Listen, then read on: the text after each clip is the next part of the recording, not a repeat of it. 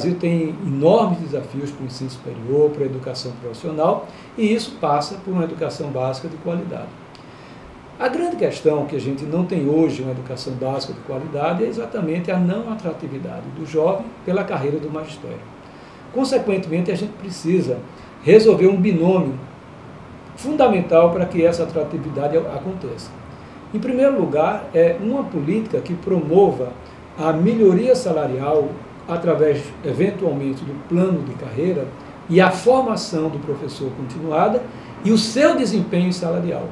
Por outro lado, é fundamental que a universidade também repense a formação inicial, para que a continuada não seja para tapar os buracos da formação inicial. Então, em primeiro lugar, na formação inicial, a gente precisa dar mais foco à prática, ao resultado em sala de aula. Fazer com que o jovem licenciando saia da universidade com uma formação que o coloque, de fato, em condições de ser um professor na escola pública. É preciso equilibrar essa formação teórica com a formação prática. E hoje a universidade está muito distante dessa realidade. Para reverter essa situação, a gente tem como alguns eixos um conjunto de programas que se interligam e se articulam, que começa já com o aluno lá no ensino médio que deseja ser professor nesse país.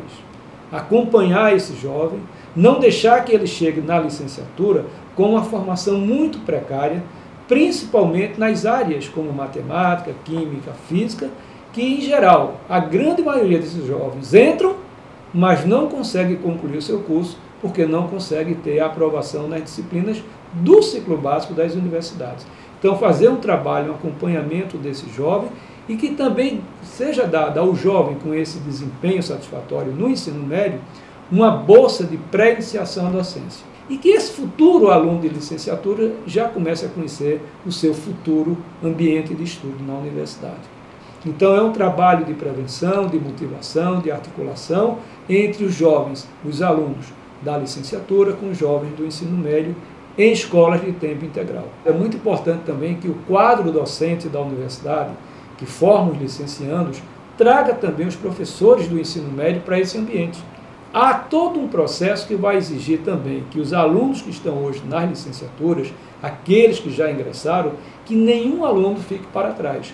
Ou seja, que a gente tenha a atenção, o acompanhamento naquelas disciplinas na universidade que mais reprovam. Por exemplo, nas áreas de ciências exatas e da natureza, a gente sabe que os primeiros cálculos, as primeiras físicas, têm elevados índices de reprovação e que esses índices, em geral, provocam o abandono, a evasão na universidade. A gente precisa também fazer com que o aluno, passando por esse acompanhamento na licenciatura, sendo realmente tratado como se fosse um a um, ele conclua através do que a gente está chamando também de uma residência docente.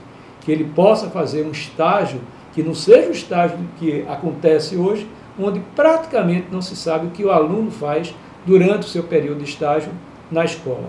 É preciso que a gente crie uma residência docente, com critérios de avaliação, e esse professor do ensino médio, que está fazendo esse trabalho articulado com a universidade, possa exatamente nos ajudar nesse processo da chamada residência docente. A gente está também fazendo um trabalho com todos os professores do ensino médio de certificação docente pós-graduanda. Uma certificação que, de alguma maneira, a gente consiga ajudá-los, a esses professores que têm eventuais deficiências de formação e que se traduzem nos baixos resultados em sala de aula, que eles possam realmente trabalhar dentro da universidade focado nesses problemas e que, passando por essa formação dentro da universidade, ao retornar para a escola, efetivamente a gente observe que aquilo que foi ensinado na universidade resultou em melhor desempenho daquele professor na sala de aula. Aí sim ele teria uma certificação pós-graduanda que impactaria diretamente no plano de carreira desse professor.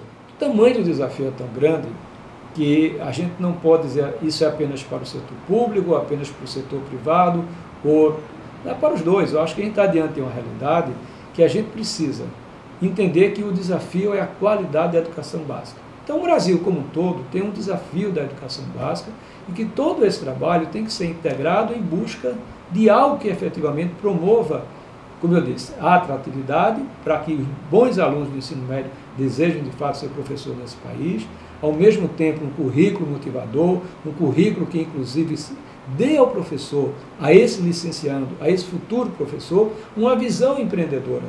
E nesse sentido, nós estamos também propondo o que nós estamos chamando de fábrica de empreendedorismo para o ensino, onde o jovem da licenciatura possa ser um empreendedor, onde ele possa desenvolver games educativos, em conjunto com alunos das tecnologias, da informática, de forma que ele possa também fazer aquilo que um dia ele vai ensinar numa escola. Então essa proposta, ela é desenhada para ser do Brasil.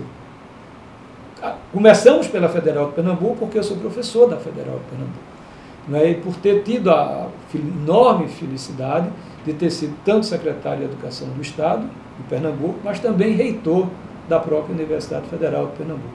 Então isso, de certa forma, me deu uma visão sistêmica que tem me permitido tratar o problema nesses dois lados da moeda. Eu, quando tomei a decisão de querer ser professor, é porque eu tinha um prazer, quando eu tinha 21 anos de idade, me formei na Federal de Pernambuco, e dizer, quero ser professor. Havia passado na Petrobras e poderia ser um engenheiro hoje da Petrobras, mas naquela época eu já tinha dentro de mim a concepção de que eu queria ser professor e que tinha um enorme orgulho de ser professor. A gente tem que resgatar isso e dar essa oportunidade ao jovem e ao Brasil.